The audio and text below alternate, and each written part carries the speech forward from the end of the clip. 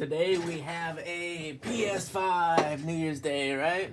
Today we have a PS5 with black panels. So there you go, something different here. But this one has a broken HDMI port. Just says that as usual. So we're gonna go ahead and brush this out.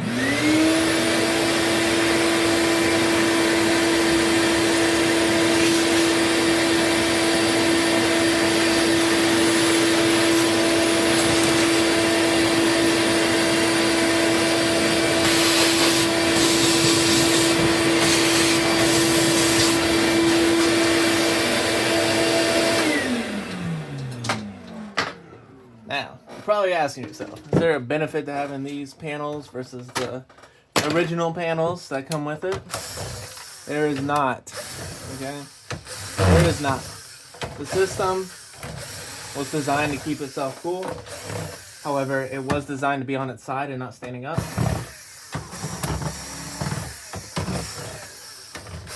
So these panels don't really do anything. If you take the panels off, you risk your PS5, as I've said many times, turning into a vacuum.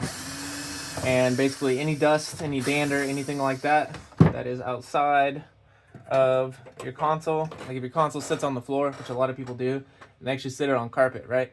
So you take the panel off and it's sitting on carpet, what do you think it's going to do? It's going to suck in all the dust and hair and carpet fibers, dog hair, all that stuff.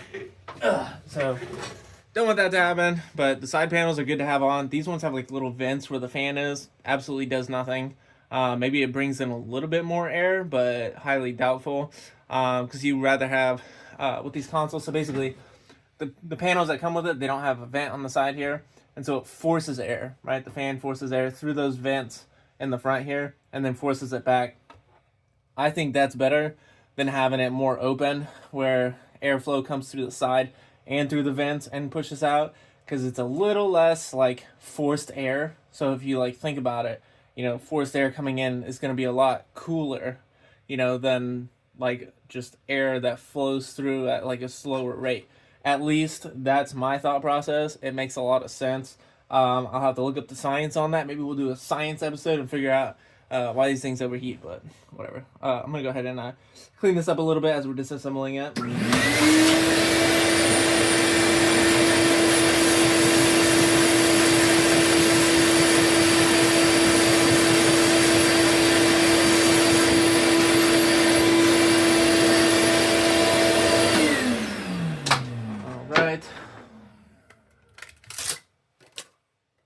This thing is pretty dirty, surprisingly. Maybe it acts like a vacuum with these ones too. This one has been worked on before. We'll see. Oh wow, look at that. Look at that buildup in there. Okay, so there you go. The side panels that have the little vents on them are not good. They are not superior. The side panels that have no vents on them that come with it are superior. Now we've seen it firsthand, because these ones are just like a vacuum, just like if you take the panels off.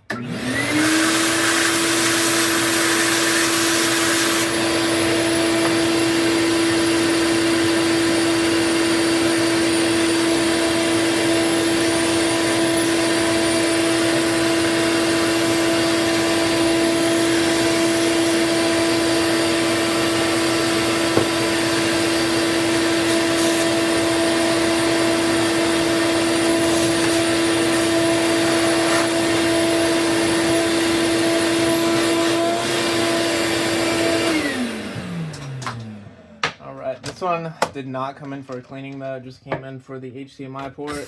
So if it's just the HDMI port, we just get the top dust, like everything that we access whenever we're opening it up.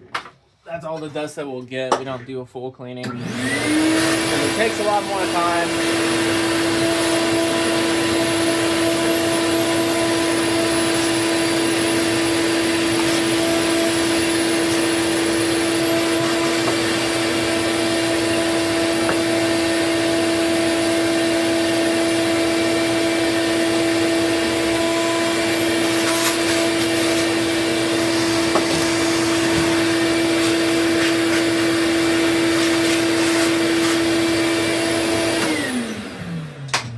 Anyways, it takes a lot more time, and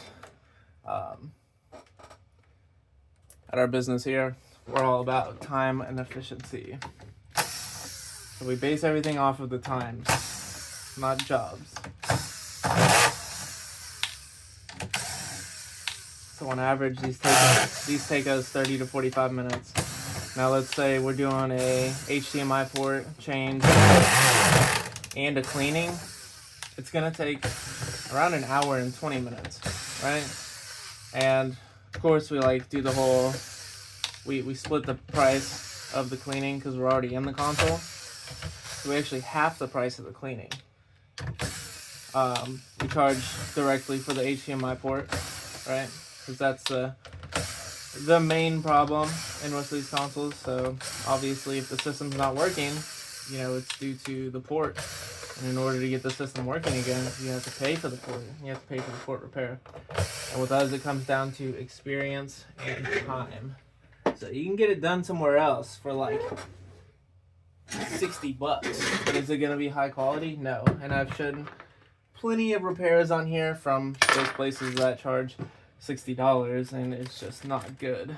There are other places too, which I will not name, but they are franchises that charge $250 for the same repair, and just HDMI port repair, and they do terrible jobs. They do the same exact job as the $60 job, which is insane to me.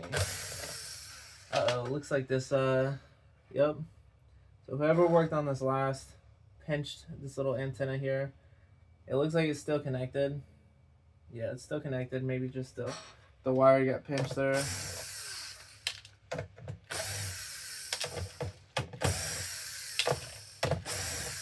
Anyways, oh yeah, job-wise.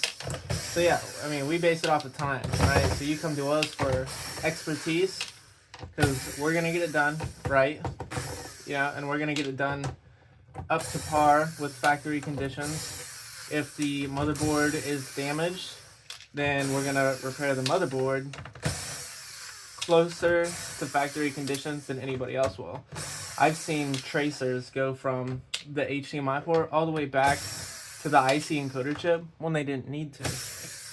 They didn't need to do that. And I think in the process it shorted out one of the what are they called? Video microcontrollers that are behind the HDMI port, because the tracer touched it, you know? So it's like they created this long, and I'll show you. I don't have any pictures of it anymore, I don't think. I might, but I'll show you what I'm talking about when we get down to the port here. New Year's Day, it's a new year. It's the first. Woo! This won't be uploaded on the first though. Alright, so from like the back of the port here, they would stretch from the pad all the way to the IC encoder chip where the tracer connects to. But see these little components in here, it touched one of those and shorted it out. So, as you can see, the last people who use that crappy flux again that like destroys the board. But let's get it over to the soldering station and get it cleaned up. Alright, obviously the first thing that we're going to do here is we're going to take the port off. The pins in the back of it look really wonky. And then of course, like whatever flux they used, I don't know like what that stuff is. Maybe it's part of the motherboard, like the green part of the motherboard that's like painted on there or adhered to the board there. That's what it looks like. And that's, well, you can actually see corrosion here. So that's what I was telling you about with other people's flux and versus mine. There's not like, I'm not saying like mine is like healthier either, like, you know, because it could be very dangerous to breathe in, the same as their flux could be very dangerous to breathe in. But yeah, this looks kind of gunky, but hopefully there won't be damage underneath the port.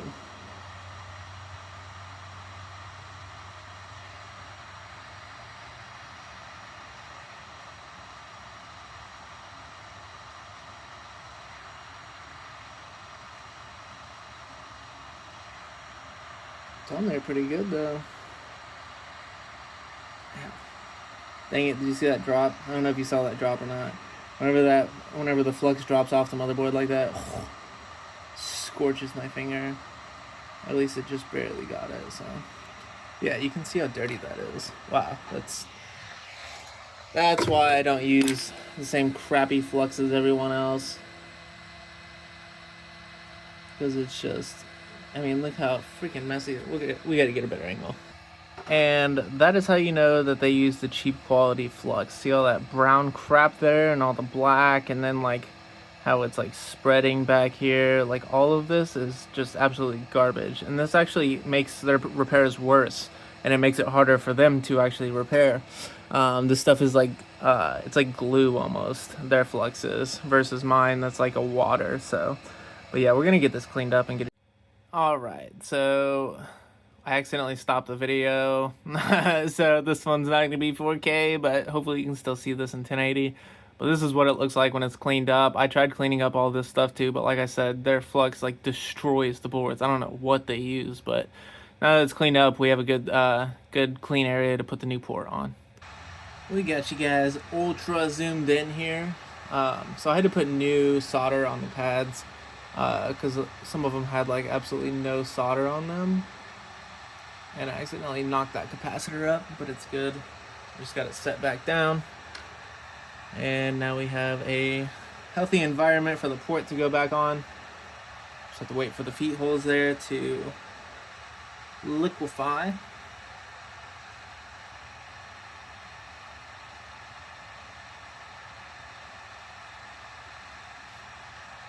Might be good. Let's try it out. Nope, the ones on the right side are not liquefied yet. Alright. Oh, dang it. Some flux fell right on my finger. No. That's what I'm talking about. That stuff hurts so bad. Literally just scorching. Oh, man. Yeah. I'm gonna get another blister from that. Okay, there's something weird going on with the solder and the feet holes there. I wonder if they put their own solder in it. They probably did.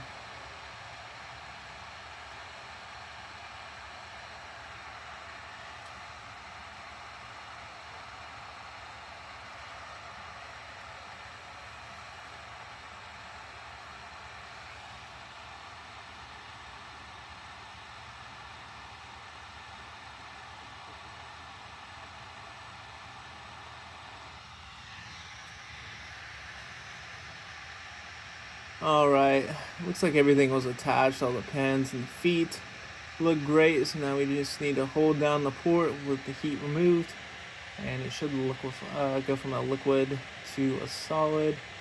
Once it does that, we can remove the pressure like so. It should be good to go. We're gonna let it cool down and check it out.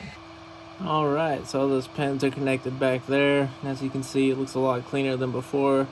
Even with our flux still being there, but the port is secured and all those pins are secured, so now we can go ahead and fix the overheating issue and then put it back together, which is this right here and this. So a majority of the liquid metal stuck, which is good, like there and there, so hopefully won't have the overheating issues as long as they lay it down. No guarantee, but hopefully it won't have that issue. The port repair was successful. Now we just need to put it back together.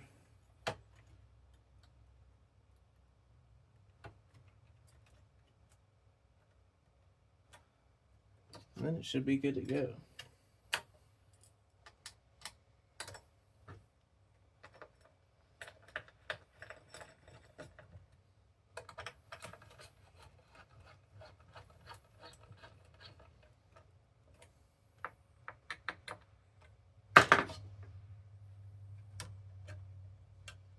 Yeah, you can tell that that's where they made the error right there, is they set this tray down on top of that antenna and screwed a screw through it.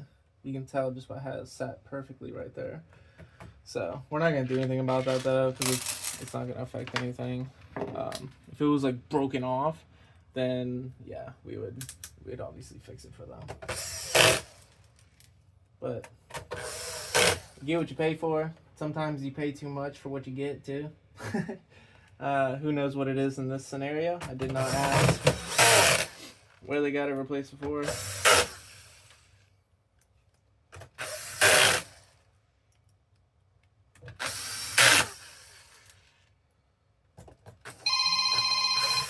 I gotta take that. Ugh. I don't know what the heck is going on. I get so many people who call me and they're at the wrong place.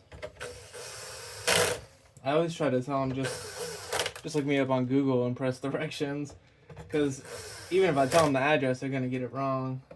You know, I tell them 10660, and they type in 1060. You know, and it takes them somewhere completely different. Or I don't know where this guy was. This guy said he was in front of Home Depot. There's no Home Depot around here. I think the closest one is probably like 10 minutes down the road. I don't know.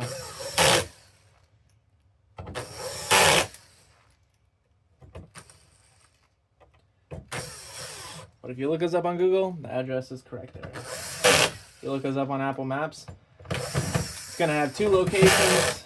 I went through this whole thing with Apple. Don't even get me started on that.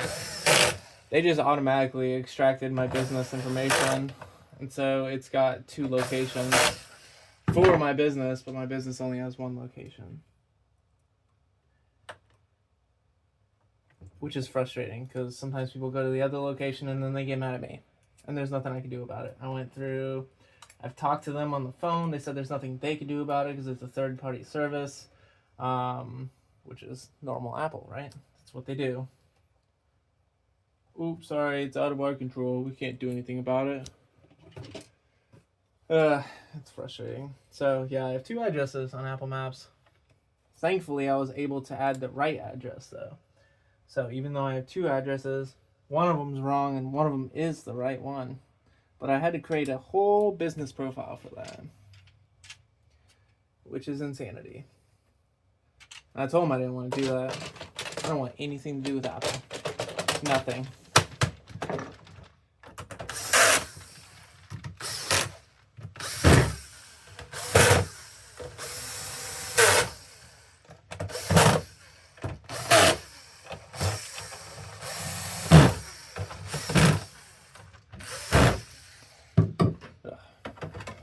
Other than that, this port repair was a success so far. And that little bit of dust you see in there, it's not a big deal. It's subcutaneous dust. It's not like it's going to cause any overheating issues or anything like that. That dust is stuck on that fan. If he wants to come back and get a cleaning, we'll clean that for him. You know, it's not like our cleanings are crazy, outrageously expensive or anything either. It just takes time, you know, and we have so many consoles that come in for these port repairs. So with all that time, you know, we value it and we value our customers, but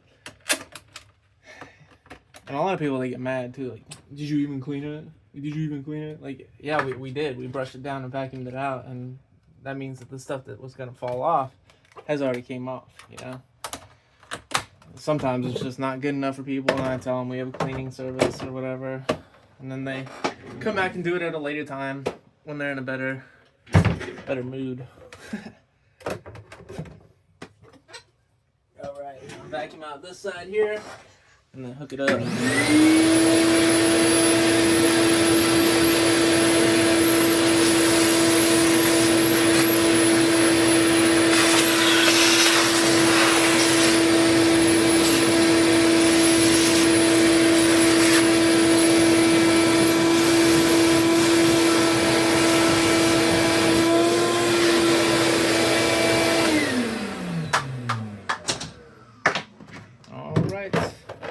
Now that we got it all cleaned off, we're going to plug it up, make sure everything works.